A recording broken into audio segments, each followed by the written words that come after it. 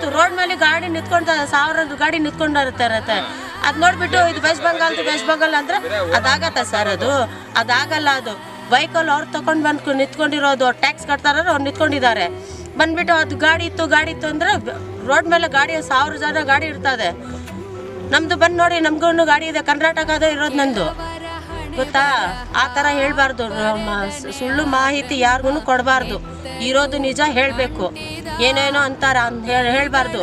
ತಿನ್ನೋರೋದು ಅನ್ನದಲ್ಲಿ ಅಲ್ಲಾಡಿಸ್ಬಾರ್ದು ಏನೂ, ಗೊತ್ತಾ? ಏನೋ ಹೊಟ್ಟೆಗೆ ಏನು ತಿಂತಿದ್ದೀರಾ, ಹೆಂಗಿದ್ದೀರಾ, ಮಕ್ಕಳು ಮರಿ ಹೆಂಗಿದ್ದೀರಾ, ನೀವು ಹೆಂಗಸರು ಎಲ್ಲಿ ವಾಶ್ರೂಮ್ ಹೋಗ್ತಿದ್ದೀರಾ, ಎಲ್ಲಿ ಹೋಗಿದಾರೆ, ಎಂತ ಹೋಗ್ತಾರೆ ಒಂದು ಕೇಳ್ತಾ ಇಲ್ಲ.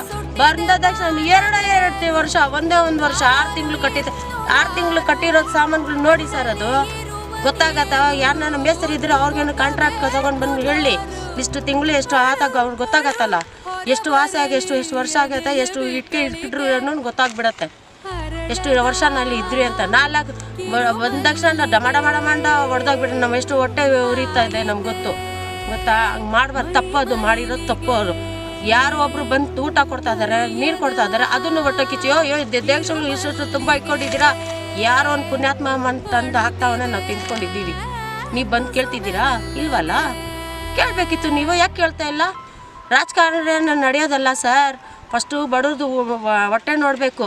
ನೀರು ಕುಡಿತಿದ್ದೀರಾ, ಎಲ್ಲೇ ಸ್ನಾನ ಮಾಡ್ತಿದ್ದೀರಾ, ಇಷ್ಟು ದಿವಸ ಆಯ್ತಲ್ಲ, ಏನು ಮಾಡ್ತಿದ್ದೀರಾ ಅದು ಕೇಳಿದ್ರೆ ಅದು ಮನುಷ್ಯ ಇದು ಇರೋದು. ಏನಿಲ್ಲ ಅಂತ ಬಿಟ್ಬಿಟ್ಟು ಏನೇನೋ ಮಾತಾಡಿದ್ರೆ ಆಗಲ್ಲ. ಏನು ಹೇಳೋದು?